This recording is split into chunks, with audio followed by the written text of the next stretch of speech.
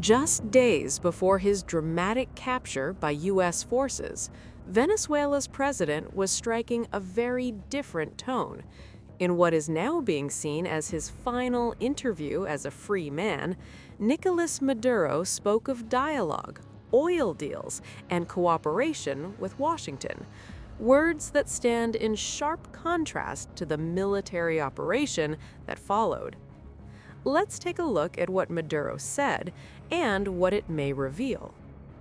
Less than 48 hours before his arrest, Maduro gave an interview to a Spanish journalist, later aired on Venezuelan state television. He said Venezuela and the United States must start to speak seriously with facts in hand.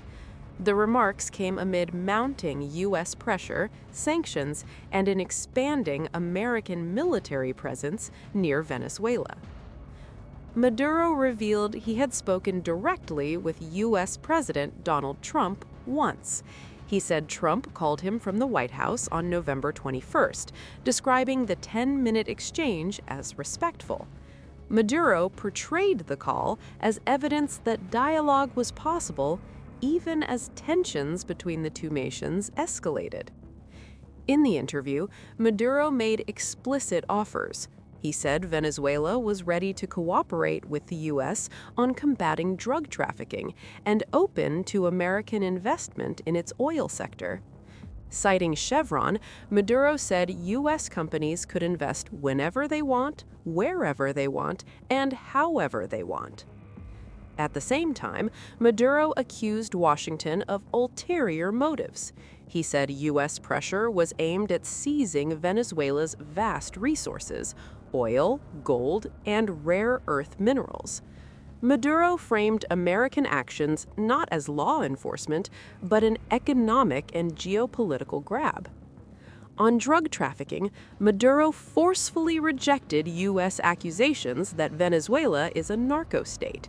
He insisted cocaine originates in neighboring Colombia and claimed Venezuela had a perfect model to fight trafficking. He also said Venezuela's defense forces were fully in control and the country remained peaceful. Just days later, those words were overtaken by events. President Trump announced Maduro had been captured and flown out of the country following overnight strikes, saying the U.S. would temporarily run Venezuela.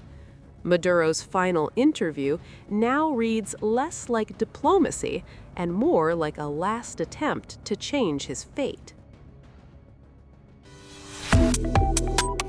Subscribe to One India and never miss an update. Download the One India app now.